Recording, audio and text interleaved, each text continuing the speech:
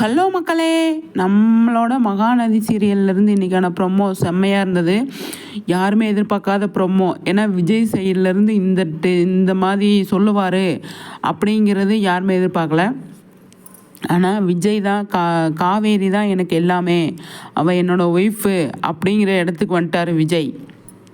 அதில் காவேரி தப்பாக அவங்களுக்கு சுச்சுவேஷன் அமைஞ்சிருச்சு. தப்பாக நினைக்கிற மாதிரி.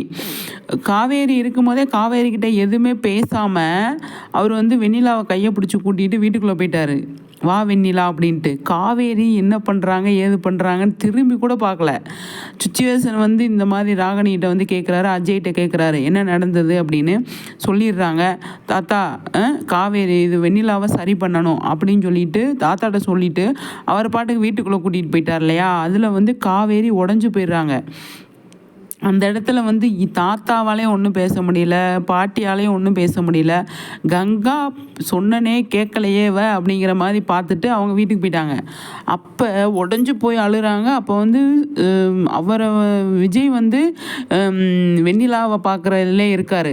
ஆனால் காவேரி என்னடா பண்ணுறது அப்படிங்கிற மைண்ட் செட்டில் உட்காந்து பயங்கரமாக அழுகிறாங்க. அழுதுட்டு அதுக்கப்புறமா சரி நம்ம ரூமுக்குள்ளே போகலாம் அப்படின்னு பார்த்தா ரூமில் பார்த்தா அவங்க இருக்க மாட்டாங்க, விஜய் இருக்க மாட்டார்.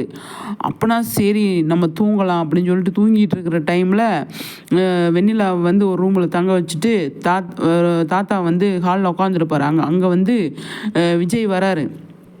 வந்தோடனே என்னப்பா அப்படின்னு சொல்லும்போது, தாத்தா வெண்ணிலா இந்த மாதிரி சுச்சுவேஷனில் இருக்கா, நான் எதிர்பார்க்கவே இல்லை, ஆனால் நம்மளை அவளை சரி பண்ணணும் அப்படின்னு சொல்லும்போது சரிப்பா அப்படின்னு சொல்லி தாத்தா சொல்கிறாரு.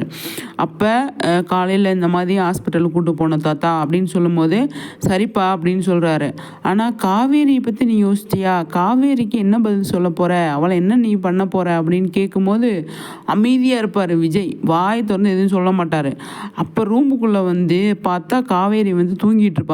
தூங்கிட்டு இருக்கிற டைமில் எந்திரிச்சு எழுப்பலாமா வேணாமா அப்படின்னு சொல்லும்போது எழுப்ப மாட்டார். எழுப்பாமல் காவேரியை நீ தான் காவேரி எனக்கு எல்லாமே அப்படின்னு சொல்கிற டைமில் பார்த்தீங்க